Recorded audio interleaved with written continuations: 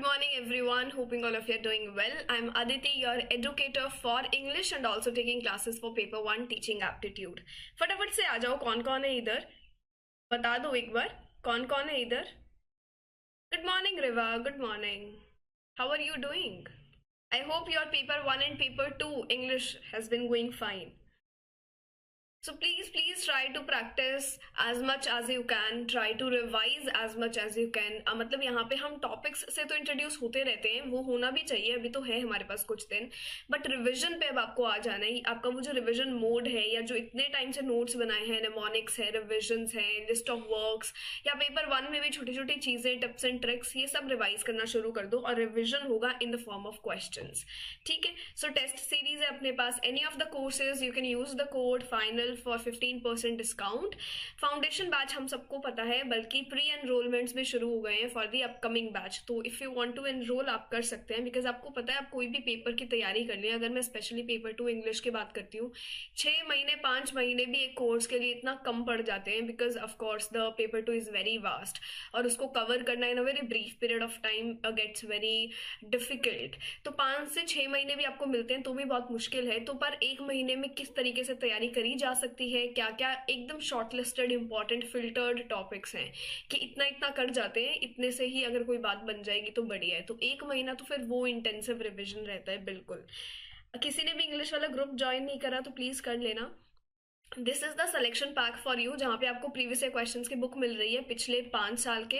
आपके पास कोई रिसोर्स है या नहीं है, आपको लेना है कि नहीं लेना, वो आपकी मर्जी है, बट मेक श्योर कि एटलीस्ट आप पिछले 5 से 6 साल के पेपर जरूर सॉल्व करके जाएं. ये जितने भी हमारे 2018, 19 से लेकर 24 वाला paper, including the cancelled paper, as cliche as lame as it may sound, but make sure कि आप उसको भी अटेम्प्ट कर रहे हैं, सॉल्व कर रहे हैं. इस बार वाला पेपर भी जरूर सॉल्व करना. पेपर 1 तो खैर आपके साथ बहुत सारी वेराइटीज में रहते हैं, because we have 83 to 85 subjects अभी, तो बहुत सारा पेपर 1 का कंटेंट है. और पेपर 2 आपका जिस भी सब्जेक्ट से है, मेक श्योर कि आप रिवीजन जरूर कर रहे हैं. इसी के साथ टेस्ट सीरीज और क्रैश कोर्स आपको पता ही है. अगर आपको इन तीनों की नीड है तो फिर आप बिल्कुल जो इसे बोला गया है सिलेक्शन पैक, ये आप ले सकते हो. ठीक है. चलिए, क्रैश कोर्स आप सबको ही पता है यहाँ पर कि अभी शुरू होने वाला है दिसंबर 1 से. तो if you want to enrol तो टाइमली कर लेना. चलो, जो कि आपका होमवर्क क्वेश्चन था, स्टेटमेंट 1 कहता है according to Vygotsky learning occurs through social interaction and collaboration. वो कह रहे हैं कि जो लर्निंग है वो इंटरेक्शन कोलैबोरेशन के साथ भी होती है. According to Vygotsky scaffolding involves providing the student with all of the answers and solutions to a problem. तो यहाँ पे थोड़ी गड़बड़ी लग रही है, बिकॉज विगोट्स्की क्या बोलते हैं सोशल लर्निंग थ्योरी में, ये यहाँ पे आपको देखना है. एक स्फीयर होता है जहां पे आप खुद से चीजों को समझ सकते हो, कर सकते हो. फिर एक स्फीयर आता है जहां पे आपको आपसे ज्यादा जो एक नॉलेजेबल पर्सन है उसकी जरूरत पड़ती है. आपको उनकी गाइड की, सपोर्ट की, थोड़ी सी इंस्ट्रक्शंस की जरूरत पड़ती है. ऐसा नहीं है कि हमें पूरा वो स्पून फीडिंग चाहिए, but at least we need some of the solution. तो यहाँ पे जो ये लाइन है with all of the answers and solutions, ये गलत है. यहाँ पे as a support, as a guide आपका यहाँ पे काम आपको देखने को मिलता है जब आपकी हायर लेवल ऑफ क्वेश्चंस, अगर आपसे कोई आंसर नहीं हो रहा. So that is the phase which we call zone of proximal development. अगर आपको याद हो तो ZPD हमने किया था ना ये. तो यहाँ पे स्टेटमेंट 1 बिल्कुल सही है. जो सोशल लर्निंग थ्योरी ही इन्होंने दी है कि वो सोशल इंटरेक्शन कोलैबोरेशन से भी हम चीजें सीखते हैं. सिर्फ ये नहीं खुद से या किताबों में रहकर हम सब पढ़ रहे हैं, बल्कि साथ में कोई है, मोर नॉलेजेबल पर्सन है, तो हम काफी इंटरेक्शन से भी लर्निंग को एक्सपैंड होती है, लर्निंग सीखते हैं. और नेक्स्ट स्टेटमेंट हमारा यहाँ पे गलत है. तो स्टेटमेंट 1 ट्रू है, स्टेटमेंट 2 इनकरेक्ट है. तो हमारा आएगा ऑप्शन सी. ये मैंने इतना एक्सप्लेनेशन इसलिए दिया है क्योंकि होमवर्क वाले क्वेश्चन में काफी स्टूडेंट्स ने जो है ऑप्शन 1 पे टिक कर रखा था. उन्होंने लिखा हुआ था कि दोनों स्टेटमेंट्स ही ठीक है, तो फिर वो स्टेटमेंट आपकी गलत है. स्टेटमेंट 2 आपका सही नहीं है बल्कि गलत है. ठीक है. हिंदी में स्लाइड्स हैं सेजल, सारी स्लाइड्स हिंदी में है. बिल्कुल, जैसे डेजर्टेशन में आपको एज अ गाइड टीचर की जरूरत पड़ती है. जो हिंदी में वेट कर रहे हैं, सारी स्लाइड्स हिंदी में. वो सिर्फ एक होमवर्क क्वेश्चन था जो मैंने पिछली क्लास से पिक किया है. ठीक है. Next question, what are the benefits of asynchronous mode of online learning? Self pacing, immediate feedback, self engagement, flexibility, presence of teacher and student at the same time. आपको यहाँ पे बताना है asynchronous mode of online learning. Good morning everyone.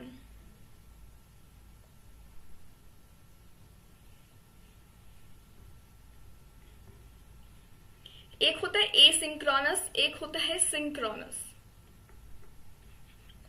Synchronous जिसमें आपको real time interaction देखने को मिल रहा है, फेस टू फेस कोई चीज हो रही है, एक तरीके से जो टाइम है वो स्केड्यूल्ड है, उस वक्त पे आपको मीटिंग देखने को मिल रही है, जो भी एंगेजमेंट हो रहा है, फीडबैक जो है यहाँ पे इमीडिएट फीडबैक्स देखने को मिल रहे हैं, इंटरैक्शंस जो हैं वो आपको देखने को मिलती हैं। बट एसिंक्रोनस क्या होता है, अपने हिसाब से हम चीजों को कर सकते हैं, अपने ही पेस पे। आपको जो है कोर्स का मटेरियल दे दिया, आपको ये सब पता है, वीडियो लेक्चर्स दे दिए, अब अपने अकॉर्डिंग आप जो है चीजों को सीख सकते हो, तो वो एसिंक्रोनस में आ जाता है। कोर्स वर्क जैसे आपने क्या कर लिया, अब आपने ये मान लो दिसंबर वाला कोर्स परचेज कर लिया, ठीक है, 2 यहाँ पे लाइव क्लासेस होती हैं, बट वो क्लासेस आपको टिल दी एंड तक भी आपके पास ही रहेंगी। तो बच्चे क्या करते हैं, लाइव क्लासेस में नहीं आएंगे, पर वो अपने हिसाब से अपने पेस से क्लासेस अटेंड करते हैं। Some of you are working, some of you are also doing other things, some of you are busy in preparing your proposal. तो वो जो गिवन टाइम है उसमें आप क्लास नहीं ले रहे हो, बल्कि अलग से क्लास ले रहे हो अपने पेस से, तो वो एसिंक्रोनस मोड में आ गया कि हम वो रिकॉर्डेड वर्जन देख रहे हैं। तो यहां पे आपका आंसर क्या आएगा अब,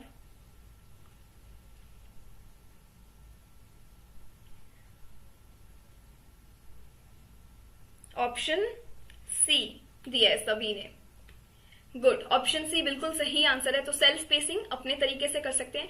इमीडिएट फीडबैक, वो जो इंस्ट्रक्शंस और फीडबैक जो आपको इमीडिएट मिलता है वो सिंक्रोनस मोड में मिलता है, ना कि एसिंक्रोनस में। सेल्फ एंगेजमेंट, खुद से एंगेज करके खुद के पेस से जो है हम हमारी लर्निंग को कर सकते हैं। आपके पास गिवन मटेरियल आ गया है, अब जो है रिकॉर्डेड वर्जन आप देख लेते हो, तो वो आप देख रहे हो। डेली क्विज है, आप गिवन टाइम पे नहीं लगा रहे, आप अपने तरीके से लगा रहे हो, तो वो सब सेल्फ एंगेजमेंट में आ गया। और काफी फ्लेक्सिबल है वो आपका स्केड्यूल, क्योंकि हम अपने हिसाब से कर रहे हैं, है ना। कोई कंट्रोल, कोई बाउंडेशन नहीं है कि आपका जो कोर्स है बस यहाँ से इस दिन तक वैलिड है, ऐसा नहीं है। आप कभी भी अपने तरीके से कर सकते हो। Presence of teacher and student at the same time, तो ये जो है सिंक्रोनस का फैक्टर है, नॉट एसिंक्रोनस। तो ये आ गया आपका ऑप्शन ए, सी और डी, ठीक है।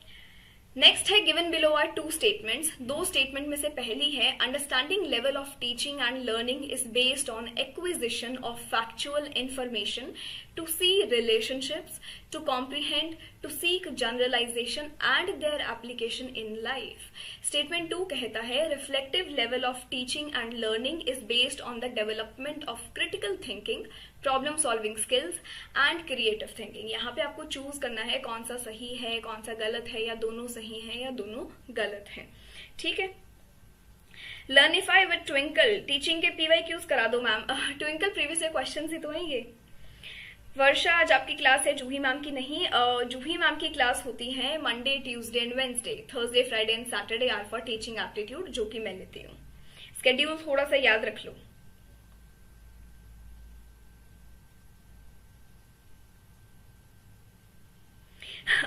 साइक्लोन, जूही मैम क्लास टाइम 11, आपकी क्लास 11, कौन सा क्लास ज्वाइन करूं मैम।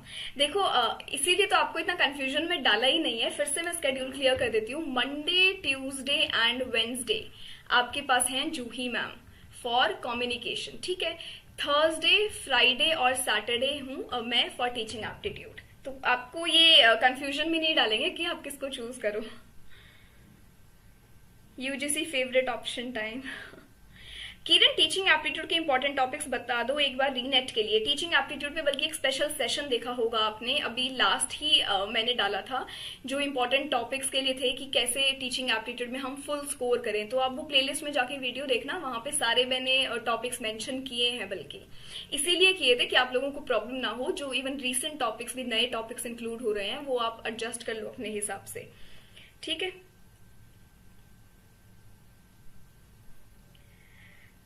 चलो, तो यहाँ पे अपना आंसर क्या रहा है, सबने दिया है ऑप्शन बी की बोथ, ऑप्शन 1 दिया है सबने कि बोथ आर करेक्ट, सबने दिया है तो बिल्कुल सही है। देखो 3 लेवल्स है हमारे पास, मेमोरी लेवल, अंडरस्टैंडिंग और रिफ्लेक्टिव। आप में से कोई बता सकता है हमें मेमोरी लेवल किसने दिया है, अंडरस्टैंडिंग और रिफ्लेक्टिव किसने दिया है, कौन इनके साथ एसोसिएटेड है। अंडरस्टैंडिंग लेवल, जब भी इतना बड़ा कोई स्टेटमेंट आता है आपको यहाँ पे कंफ्यूज नहीं होना है, सिर्फ कीवर्ड देखने हैं। कीवर्ड क्या है, रिलेशनशिप्स, टू अंडरस्टैंड, कॉम्प्रिहेंड होता है ना, to seek generalization, understanding of factual information, operation, और किसके साथ रिलेट किया हुआ है, अंडरस्टैंडिंग लेवल के साथ। तो बिल्कुल यहीं पे होता है, जो हम प्रॉपर रिमेम्बरेंस की बात करते हैं, फैक्चुअल इन्फॉर्मेशन को सिर्फ याद करने की बात करते हैं, वो मेमोरी लेवल में आता है। तो अंडरस्टैंडिंग बिल्कुल ठीक है। अंडरस्टैंडिंग के बाद हमारा रिफ्लेक्टिव आता है। आपका ये मॉडल होता है, आपको याद होगा, मेमोरी, अंडरस्टैंडिंग और रिफ्लेक्टिव।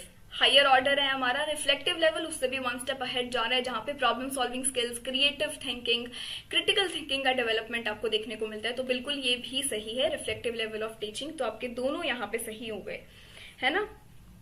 अब मैंने आपसे मॉडल्स पूछे हैं। मेमोरी का जॉन हर्बर्ट, बिल्कुल, और इन्हें हम थॉटलेस टीचिंग भी बोलते हैं, है ना। अंडरस्टैंडिंग का हो गया मॉरिसन, बिल्कुल, थॉटफुल टीचिंग। और रिफ्लेक्टिव हो गया हमारा हंट, जो कि है अपर थॉटफुल टीचिंग, हायर ऑर्डर है। तो जो मेमोरी है ये हमारा थॉटलेस टीचिंग होता है, ये आपको याद रखना है। अंडरस्टैंडिंग जो है, अंडरस्टैंडिंग है उसमें आपका और भी स्किल्स आ रही हैं, जनरलाइजेशन, एप्लीकेशन, तो ये आपका थॉटफुल है। एक होता है थॉटफुल, एक है उससे भी ज्यादा थॉटफुल, जिसे हम अपर थॉटफुल या मोर थॉटफुल कहते हैं, वो हमारा रिफ्लेक्टिव में आता है। ये चीज आपको याद रखनी है। The models are by Herbart, Morrison and Hunt. बिल्कुल बिल्कुल, अरे परफेक्ट, सबने आंसर दिया, गुड, थैंक यू। चलो, which of the following operations comes under the pre-active phase of teaching according to Philip W. Jackson? Diagnosis of the learners, decision about the strategies, action and reaction, selecting appropriate testing devices.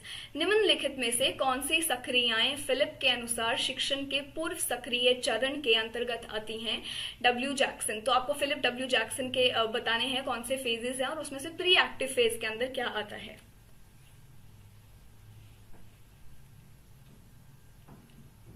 Thank you Madhumita. बस आपको लग रही है इतनी sweet, बाकी है नहीं। पर थैंक यू। इशू मैम, आपकी क्लास डेली होती है क्या इसी टाइम पर? इशू क्लासेस होती हैं Thursday, Friday and Saturday, but same time 11 AM। अरे मस्त, सबका एक ही आंसर आ रहा है, ऑप्शन बी। तो फिलिप डब्ल्यू जैक्सन के जो टीचिंग मॉडल है, उसमें कौन कौन से फेजेस हैं आप ये बता दो। एक तो आपको यहीं पे दे दिया, प्री एक्टिव फेज है, और कौन सा फेज है, और कौन सा फेज है फिलिप जैक्सन के टीचिंग मॉडल में। फिलिप जैक्सन का जो टीचिंग मॉडल है वो एक तरीके से हमें बताता है कि हम टीचिंग को किस तरीके से और इफेक्टिव बनाएं, लर्निंग को हम किस तरीके से और ज्यादा इफेक्टिव बनाएं। तो उनके अंदर इनके 3 फेजेस हैं। पहला तो हो गया प्री एक्टिव, और बाकी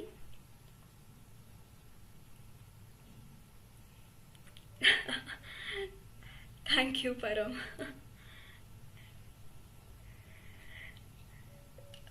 दिवेश, जूही मैम की क्लास नहीं है आज।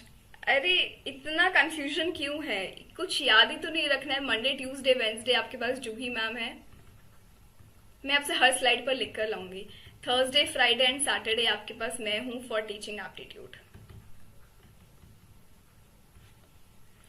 ठीक है, तो हमारे पास एक प्री एक्टिव फेज है, एक हमारे पास इंटरएक्टिव फेज है, और पोस्ट एक्टिव फेज है। यही याद रखना है, इसीलिए मैंने आपसे पूछा था। पहला हो गया pre active, then we have interactive, और फिर हमारे पास है पोस्ट एक्टिव। तीनों में डिफरेंस क्या है? प्री एक्टिव फेज जो है प्लानिंग वाला फेज है। प्लानिंग से मतलब कि क्लास से पहले का जो प्रिपरेशन है, प्लानिंग है, स्ट्रैटेजी है, यहाँ पे वो आता है फर्स्ट फेज में, प्री एक्टिव फेज में।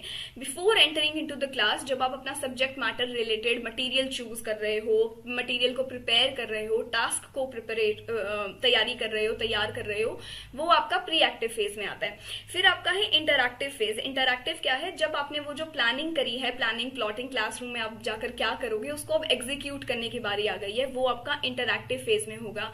इंटरएक्टिव का कीवर्ड क्या है? इम्प्लीमेंटेशन, की अब आपने जो है प्लान कर लिया, अब आप इम्प्लीमेंट करोगे उस चीज को। तो आप इम्प्लीमेंट कर रहे हो, एग्जीक्यूट कर रहे हो, पढ़ा रहे हो, इसी के साथ साथ स्टूडेंट की जो डिफिकल्टीज है उनसे भी आप एनकाउंटर करोगे, उनको भी आप आइडेंटिफाई करोगे।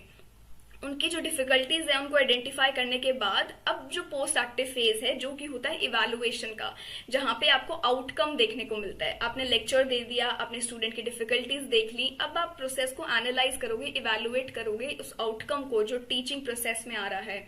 कैसे इवैल्यूएट कर सकते हैं? Through questions, assessment, homework, test. इन सब चीजों से हम इवैल्यूएट कर सकते हैं, जो कि हमारा पोस्ट एक्टिव फेज के अंदर आता है। ठीक है। Geetu interactive during the preparation strategies and implementation of that. कुछ याद नहीं करना है, 3 कीवर्ड्स हैं आपके पास। प्री एक्टिव होता है प्लानिंग, जो बिफोर द क्लासरूम होगा, जहां पे आप डिसीजंस लोगे, स्ट्रैटेजीज बनाओगे, टास्क के लिए प्रिपेयर करोगे। इंटरैक्टिव है अब जो प्रिपरेशन की है उसको इम्प्लीमेंट करने का वक्त आ गया, तो इम्प्लीमेंटेशन। यहाँ पे ही आप स्टूडेंट की डिफिकल्टीज को भी आइडेंटिफाई कर लेते हो। पोस्ट एक्टिव है जहां पे हम एग्जीक्यूट कर रहे हैं, इवैल्यूएट कर रहे हैं, इवैल्यूएशन, आउटकम को टेस्ट कर रहे हैं। इवैल्यूएट किसी भी तरीके से कर सकते हो, होमवर्क, टेस्ट, असेसमेंट, क्विज, ये आपको याद रखना है। तो यहाँ पे क्वेश्चन था pre active phase, so diagnosis, decision about the strategies, action, reaction और सिलेक्टिंग अप्रोप्रिएट टेस्टिंग डिवाइसेस। तो यहाँ पे हमारा आंसर आएगा ऑप्शन बी। ठीक है। जिसने बाकी अलग आंसर्स दिए थे अब फिर से चेक कर लेना, इसीलिए मैंने थोड़ा सा ब्रॉडर एक्सप्लेनेशन आपको दिया है।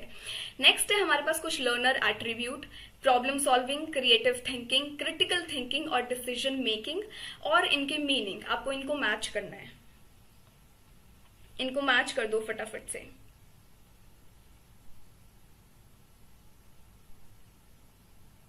हाँ, जो समेटिव है वो हमारा पोस्ट एक्टिव होगा, बिल्कुल। फॉर्मेटिव हमारा इंटरैक्टिव होगा, यस। फॉर्मेटिव समेटिव में जिसको डिफरेंस नहीं पता मैं एक बार बता दूं, फॉर्मेटिव होता है जो ड्यूरिंग द कोर्स चल रहा है, उसमें आप जो असेसमेंट्स ले रहे हो, टेस्ट ले रहे हो, ये चेक करने के लिए कि क्या इंप्रूवमेंट हो रहा है, क्या आपकी लर्निंग में प्रोग्रेस हो रही है। समेटिव होता है जो at the end of the course work होता है, जो एक फाइनल रिजल्ट होता है, that is the summative assessment. ठीक है।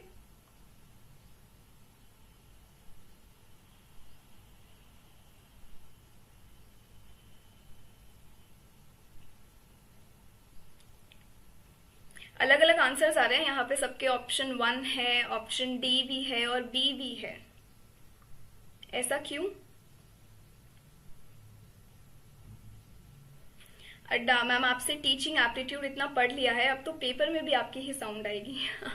अच्छी बात है ना, बस क्वेश्चन सही करके आने हैं, वो हमारा मेन प्रायोरिटी है।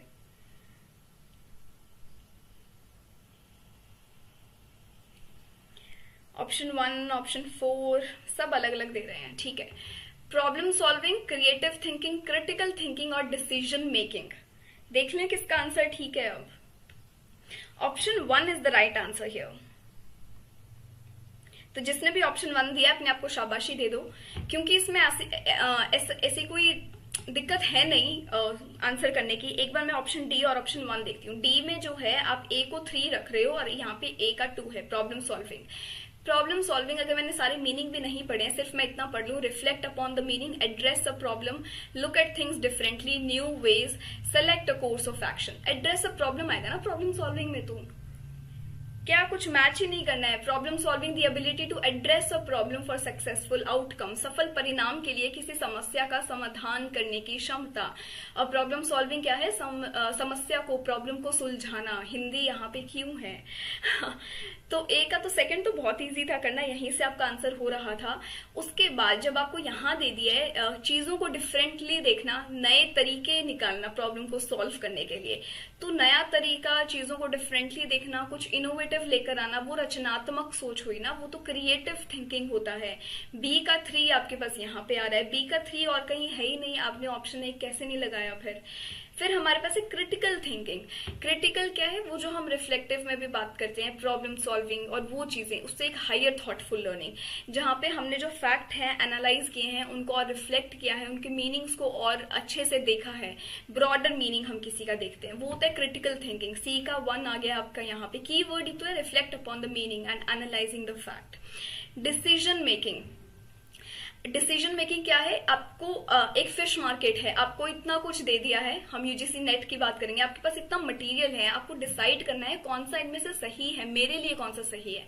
ऑलमोस्ट ऑलमोस्ट हर मटेरियल सही होता है, डिपेंड्स ऑन यू कि आपके लिए कौन सा फीजिबल है, आप कौन सा अफोर्ड कर सकते हो, not just in terms of money but in terms of understanding concept, clarity, इनका आपको समझ आ रहा है, वो आता है डिसीजन मेकिंग में। वो हमें एक डिसीजन लेना होता है जब हम बोलते हैं 6 महीने की प्रिपरेशन है, शुरू के 10-15 दिन जो है आप अपना मटेरियल शॉर्टलिस्ट करो, आप अपने एजुकेटर्स को शॉर्टलिस्ट कर लो, ताकि फिर पूरे तैयारी में घूमते ही ना रहो। तो वो जो बच्चा शॉर्टलिस्ट करता है, मतलब वो जो डिसीजन ले रहा है, सेलेक्ट कर रहा है अ कोर्स ऑफ एक्शन, वो आता है डिसीजन मेकिंग में। डी का 4, कैसे गलत हो रहा है?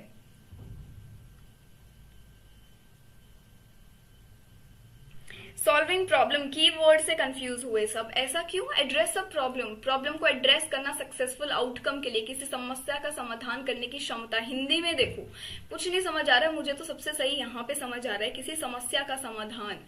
और प्रॉब्लम सॉल्विंग क्या होता है? समस्या सुलझाना। इतना हिंदी तो आता है ना अपन को। ट्विंकल, रचना मैम की क्लास ना अभी हुई थी, I think it is 10 to 11 only. Ma'am का हायर एजुकेशन और पीडीई चल रहा था आज। हाँ, रंजीत आपका सही था।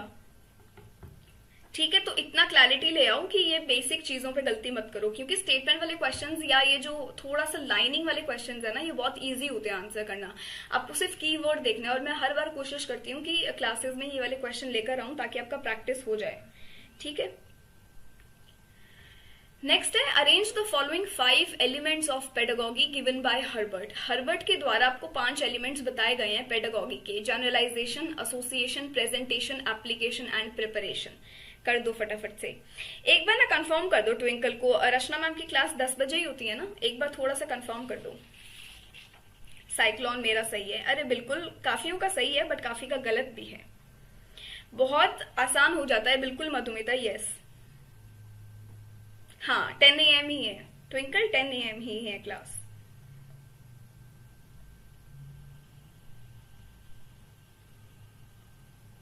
इसमें गलती मत करना, बहुत अच्छे से करो।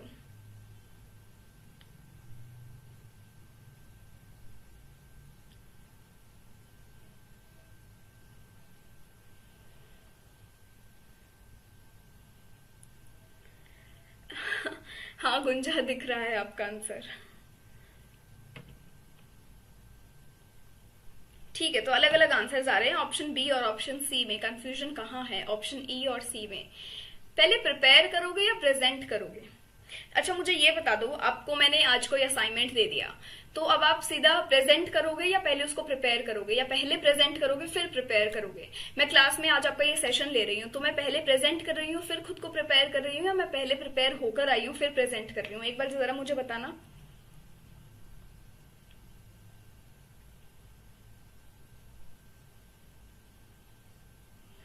इससे इजी तरीके से मैं समझा नहीं सकती हूँ प्रिपेयर और प्रेजेंट को। अब अपना आंसर सही कर लो फटाफट से सब लोग।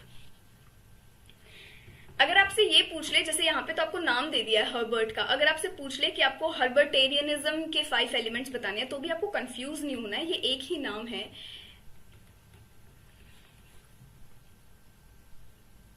इनका जो गोल है, इनका जो मेन एम है हर्बर्ट का, उनका है कि स्टूडेंट्स को हेल्प करना उनकी लर्निंग में, right from no knowledge to complete knowledge, right from that zero and scratch कि उनको कुछ नहीं पता है, to full knowledge, to complete knowledge कि अब ये जो है बिल्कुल एक राइट मटेरियल बन गए हैं, इनको जो है टीचिंग एप्टीट्यूड अब अच्छे से आता है। सो नो नॉलेज से कंप्लीट नॉलेज तक लेके जाना, उतना हेल्प करना लर्निंग प्रोसेस में, ये हर्बर्ट का जो है मेन गोल था, मेन एम था। ठीक है, तो ये डिस्क्रीट स्टेप्स में डिवाइडेड है, 5 एलिमेंट्स में डिवाइडेड है, स्टार्टिंग राइट फ्रॉम प्रिपेयर करेंगे देन प्रेजेंट करेंगे। तो कर लिया, अब समझ आ गया ना? तो एग्जाम में भी ऐसे ही समझ के थोड़ा सा खुद से दिमाग लगा के और थोड़ा सा ब्रेनस्टॉर्म करके आंसर को बिल्कुल निकाल सकते हो। तो पहला आपका आएगा यहाँ पे प्रिपरेशन, ई यहाँ पे दिया हुआ है, इसके साथ है डी और सी, अप्लाई और प्रेजेंट। प्रिपेयर के बाद प्रेजेंट करेंगे फिर अप्लाई करेंगे, तो आपका आंसर आ गया इधर ऑप्शन 2।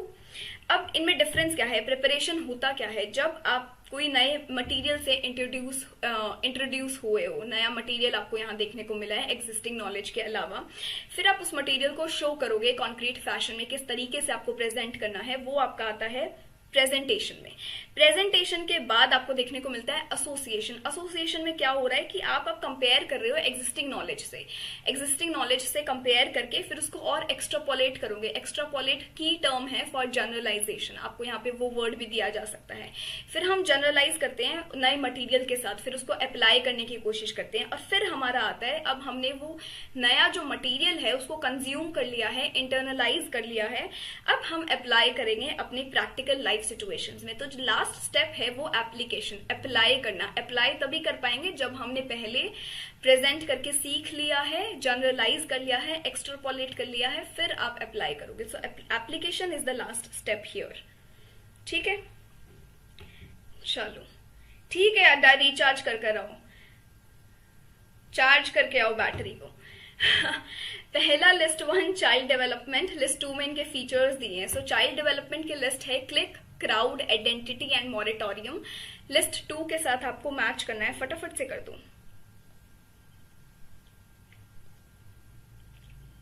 हाँ गुंजा, समझ आ गया ना आंसर बी? ठीक है।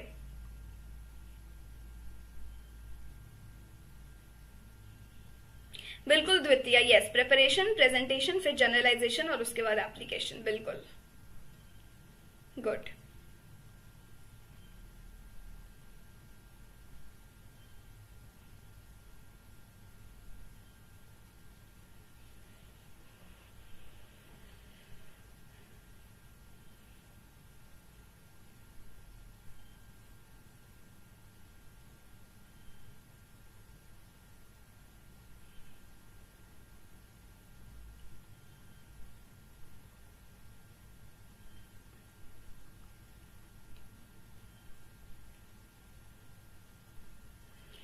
क्लिक चाइल्ड डेवलपमेंट का एक स्टेज है जो टीनेज ईयर्स में आपको देखने को मिलता है, जहां पे हम वॉलंटरीली अपने कुछ फ्रेंड्स को सेलेक्ट कर लेते हैं जो हमसे काफी मैच करते हैं, जिनकी क्वालिटीज मैच कर रही है, और फिर एक दूसरे के साथ वो बेस्ट फ्रेंड्स होता है ना, नहीं he is my best friend, she is my best friend वाला जो स्टेज होता है वो आपको क्लिक वाली स्टेज में देखने को मिलता है, जो मतलब स्मॉल फ्रेंडशिप बेस्ड ग्रुप्स बन रहे हैं उस वक्त पर।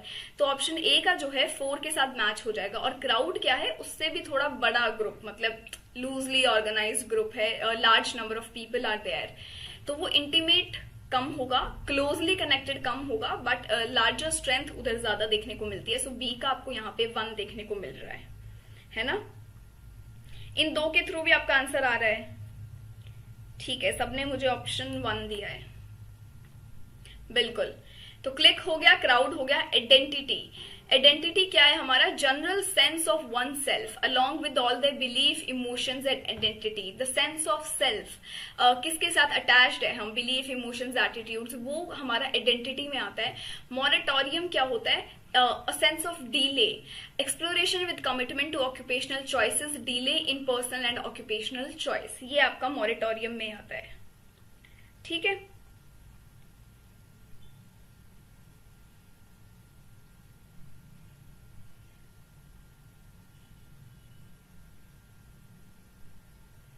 जो हम इमरजेंसी का फैक्टर या पीरियड लेते हैं वो अपना मॉरेटोरियम में आता है। तो इसीलिए एक्सप्लोरेशन विद कमिटमेंट, व्यावसायिक विकल्पों के प्रति प्रतिबद्धता के साथ अन्वेषण, व्यक्तिगत और व्यावसायिक पसंद में देरी, so the notion of delayness, postponement, ये आपका मॉरेटोरियम में देखने को मिलता है।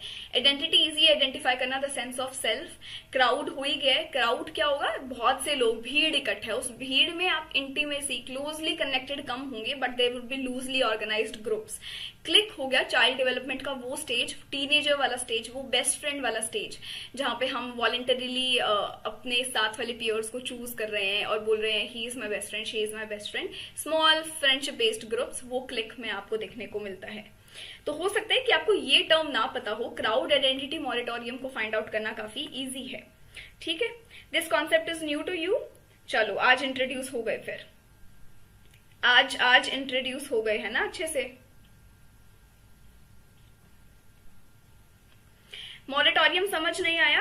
अच्छा ठीक है, एक तरीके से कोई एक्टिविटी है, कोई एक चीज है, कोई एक पीरियड है, वो टेम्परेरीली जो है स्टॉप हो गया है, वो टेम्परेरीली रुक गया है because of some official notice या किसी भी रीजन की वजह से, वो जो एक डीले आ गया है, वो जो एक स्टॉप आ गया है, उसको, उस टर्म को हम बोलते हैं मॉरेटोरियम।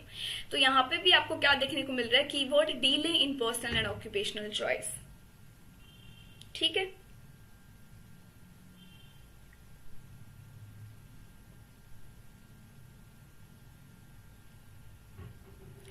कोई एक्टिविटी है उसमें आपको डीले देखने को मिल गया, कुछ सस्पेंशन देखने को मिल गया, वो हो गया मॉरेटोरियम। चले नेक्स्ट क्वेश्चन पर। अब जिसके लिए न्यू कॉन्सेप्ट है आज ये टर्म्स कर लेना। Which of the following levels of cognitive domain are responsible for divergent thinking processes? किसकी बात कर रहे हैं हम यहाँ पे? divergent thinking processes की। इसके अंदर कौन कौन से लेवल्स आपको देखने को मिलते हैं? Knowledge, comprehension, application, analysis, synthesis, evaluation, knowledge, analysis and evaluation, comprehension, analysis and evaluation. Net के लिए काफी इंपॉर्टेंट टॉपिक है कन्वर्जेंट डाइवर्जेंट थिंकिंग प्रोसेसेस से क्वेश्चन आपको देखने को हर बार मिलता ही है। हेलो मनीष।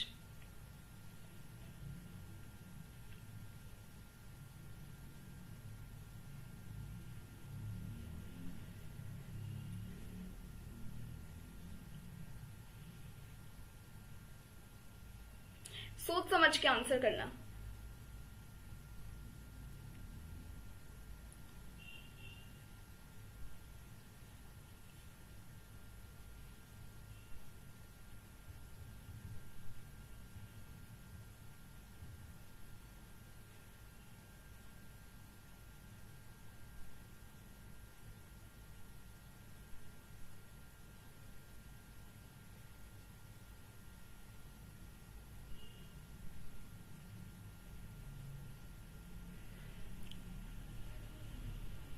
बहुत अलग अलग आंसर्स देखने को मिल रहे हैं, ये क्या?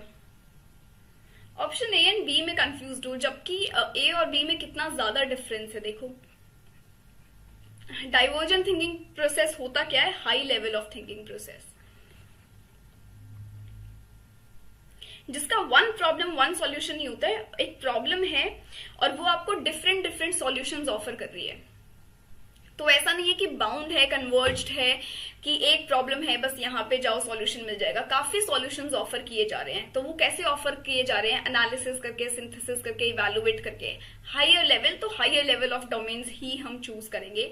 तो इसीलिए यहाँ पर ऑप्शन बी आया है। डाइवर्जेंट और कन्वर्जेंट में आपको डिफरेंस पता होना चाहिए। ये हमने ऑलरेडी कवर भी किए हैं, डाइवर्जेंट एंड कन्वर्जेंट।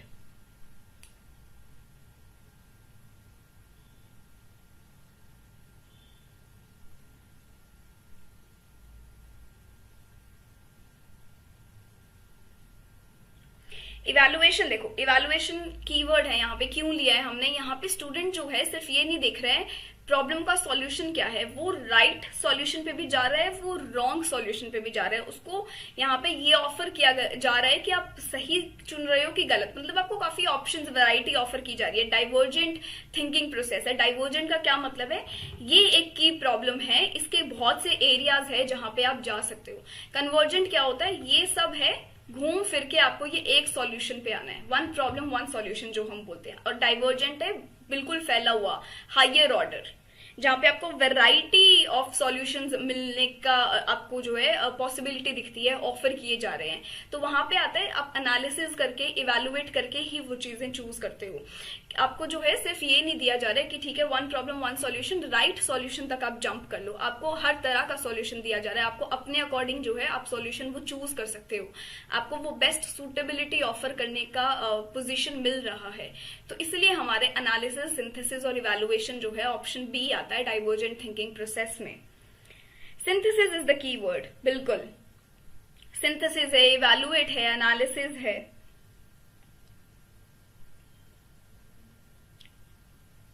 तो अभी एक बार अच्छे से करना, जिसके लिए ये भी एक न्यू टॉपिक है वो भी आज करना। Convergent thinking process, divergent thinking process, थोड़ा सा इन पे पढ़ना। कल और डिटेल में पढ़ लेंगे इफ रिक्वायर्ड। कमेंट सेक्शन में मुझे बता देना, ठीक है। Next, in your class you find that some student cannot understand a topic because of the wide gap in their previous knowledge. What would you do? आपको पता लग गया कि कुछ जो बच्चे हैं टॉपिक को समझ नहीं पा रहे हैं क्योंकि उनका जो प्रीवियस नॉलेज है उसमें काफी वाइड गैप आ रहा है। तो अब आप क्या करोगे? Arrange extra class to help them, ask the parents to arrange help at home, continue with your classes, seek principal's help. Divergent बहुत सारे आंसर, बिल्कुल एक वेराइटी ऑफ आंसर्स, उनमें से आपको कुछ चूज करना है। होता है ना, एक प्रॉब्लम प्रॉब्लम है। अब आपका दिमाग इधर भी जा रहा है, इधर भी हर जगह चूज जा रहा है। आपको जो है इतना क्रिएटिवली आप इतने वैरायटी ऑफ सॉल्यूशन सोच पा रहे हो, तो जो यहाँ पे माइंड है वो जनरेट करता है क्रिएटिव आइडियाज एंड ऑफर कर रहा है वैरायटी ऑफ सॉल्यूशंस। ये सब आपको डाइवर्जेंट थिंकिंग में देखने को मिलते हैं।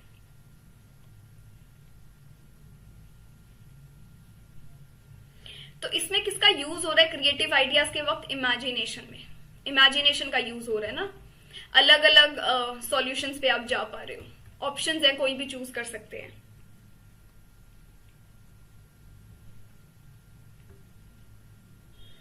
यहां पे सबने दिया है ऑप्शन 1, गुड, ओके, ठीक है। अब आपको कोई कॉन्सेप्ट समझ नहीं आ रहा है, मैं ये तो नहीं बोलूंगी ना जाके हायर अथॉरिटी की हेल्प लो या अपने पेरेंट्स से जाकर आप पूछो, या फिर मैं क्लासेस कंटिन्यू ही करती रहूंगी। मैं आपको इतना जरूर बोल सकती हूँ कि हाँ, यहाँ समझा दिया है, अब हम कल की क्लास में और डिस्कस कर लेंगे, जैसे हमने पिछली क्लास में बात भी की, अभी पिछली क्वेश्चन में भी बात भी की। तो क्या कर सकते हैं? Arrange extra classes to help them, है ना। बिल्कुल, ऑप्शन 1 आएगा, बी नहीं आएगा। आस्क द पेरेंट्स, नहीं, ऑप्शन बी नहीं आएगा। ठीक है, चलो। An effective teaching means all of the following except: a teacher teaches with enthusiasm, a teacher aims at diagnosing the mistakes of his students, a teacher puts emphasis more on teaching than on class control, a teacher is interested in making the subject matter understand rather on completing the course। ये यहाँ पे आपको match करना है।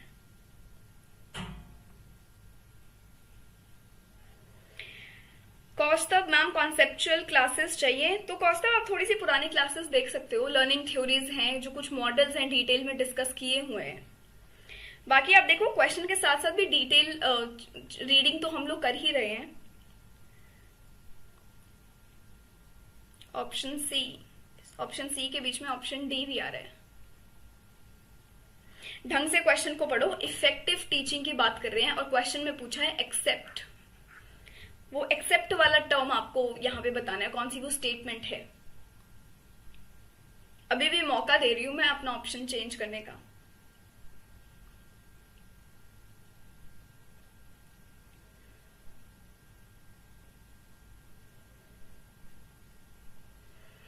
I'm not having the right answer.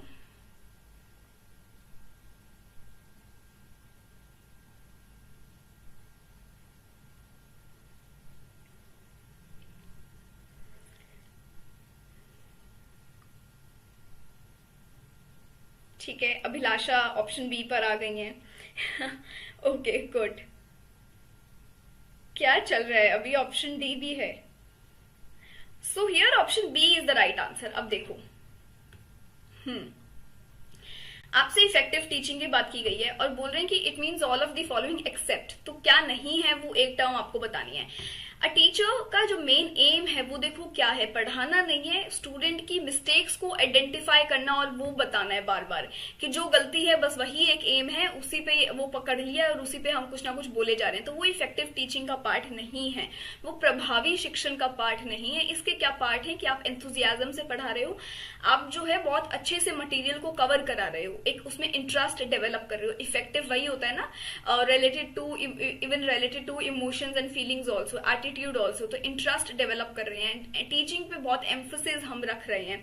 But यहाँ पे main target देखो क्या किया गया है, at diagnosing the mistakes of students. मतलब कि आप जो है, आपका मेन एम, सीधा जो डायरेक्शन, गोल, ओरिएंटेशन है, वो सिर्फ आपका स्टूडेंट की मिस्टेक को आइडेंटिफाई करना ही है। तो ये स्टेटमेंट तो बिल्कुल गलत है। ऑप्शन बी आपका गलत है क्योंकि क्वेश्चन में पूछा था except. So option B would be the right answer here. अब समझ आया? हाँ, द्वितीय का सही हुआ। ट्विंकल, यस, आपका तो मैंने देखा था। मिसबा, दिवेश का भी सही है। रोजी मैम, डी नहीं होगा। Teacher is interested in making the subject matter understand rather on completing the course. But यहाँ पे अगर हमें one of the best answer choose करना है तो आप बताओ फिर कौन सा करोगे? ऑप्शन बी करोगे या डी करोगे? एक आंसर चूज करना है, ऑप्शन बी और डी। हर बार क्या हो सकता है, 4 ऑप्शन है, मान लो 2 आपको सिमिलर लग रहे हैं, 2 लग रहे हैं कि नहीं है, 2 में से भी हमें बेस्ट चूज करना है। यहाँ पे तो सीधा सीधा वर्ड ही दे दिया कि मेन एम, टीचर का जो बिल्कुल निशाना है वो सिर्फ यहाँ मेन एम है कि सिर्फ स्टूडेंट की गलती को आइडेंटिफाई करना, तो ये तो बिल्कुल गलत हो गया ना। इफेक्टिव टीचिंग क्या, वो तो कोई भी टीचिंग में नहीं होता है, तो इसलिए ऑप्शन बी आएगा। हाँ, एम नहीं होना चाहिए ना, aim is a very strong word. उसका मतलब है कि आप बहुत गोल ओरिएंटेड हो और आपका गोल ही यही है कि आपको सिर्फ बच्चे की गलती निकालनी है और उसको बार बार क्लास में प्रेजेंट करना है और उसको क्लास में बार बार जो है बताना है, रिमाइंड कराना है, उसी पे ही चर्चा करनी है। That is not the main M. तो ऑप्शन बी यहाँ पे सीधा सीधा आएगा। हाँ, एक्सेप्ट का मतलब होता है सिवाय, इसके अलावा, तो इसीलिए हमने ये वाला चूज किया है।